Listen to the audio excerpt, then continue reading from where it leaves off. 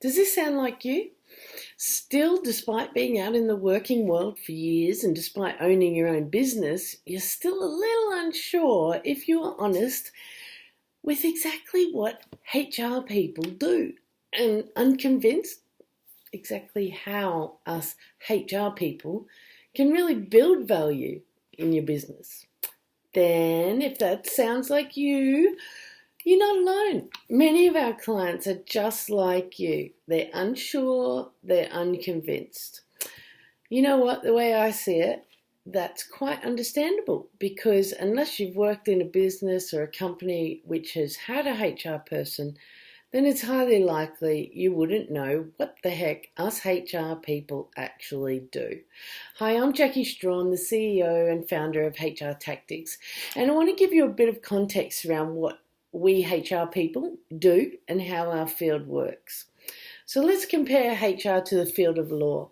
As most would know, in law there are numerous areas like tax law, contract law, criminal law, intellectual property law, employment law.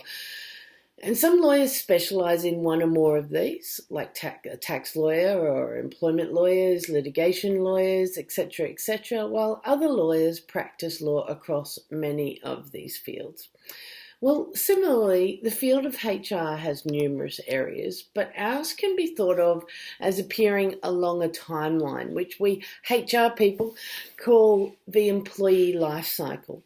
And the first of these areas starts with planning your workforce, recruitment, induction, onboarding, those sort of HR functions. And then you move on to areas like training, professional development, performance management, and then at the far end of the HR employee life cycle, you've got things like underperformance, counselling, discipline, termination, managing employee exits. But wait, there's more. Because in the middle of the employee life cycle comes all those other areas like fair work compliance, workplace health and safety compliance, policies, workplace investigations, and I won't go on anymore. But as in the field of law, the field of HR is similar in that some HR practitioners practice as specialists, such as recruiters or trainers or compliance specialists, while others, like us here at HR Tactics, we work across all areas of HR. But without going into any more detail, HR is essentially a risk management strategy. So think of it like that.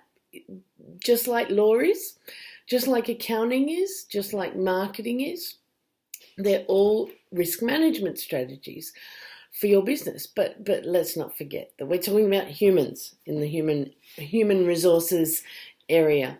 And unlike robots or IT platforms or processes where you're calculating the profits and losses or anything else that operates or can be done with a sense of predictability, human beings have their own mind and therefore don't always act predictably, as we know, and sometimes far from it. So when these employees of yours aren't marching to the drumbeat you need them to, risks of all sorts start raising their heads. Financial risks, legal risks, health risks, safety risks, and the list goes on. And that's where the field of human resource management comes in, because there are scientifically proven, research-based levers, for want of a better word, and these levers can be used to reduce the uncertainty, increase the predictability, and improve the probability that those humans of yours that you selected to work in your business will behave and will perform in the particular ways that you need them to for the business to succeed. So these levers are the various HR systems, the HR processes, the documentation, the particular practices that can be set up inside your business. But just as managing the economy, as soon as you change or move one lever for reasons that you possibly feel are really positive for your employees, you find that some are benefited whilst others are going to lose out to varying degrees. As with politics, it's nigh on impossible to please everyone when you have employees. So it's really difficult for business owners to know which HR priorities to focus on and which to invest in first, which will give you the greatest return on investment. So knowing that, we've written a short HR guide. I've written it myself with the answers to that very question. So all that's left for you to do is to download our little e-guide, and there you'll have it. You'll know which HR priorities to focus on, which ones you need to focus on first in your business. In HR, there's lots of must-dos, there's some nice-to-dos, there's some should-dos, but the must-dos are the most important when you're trying to decide which HR priorities to focus on first. And in this e-guide, in this little HR e-guide, I've also included a heap of really hot tips so you can start making progress with these HR priorities straight away.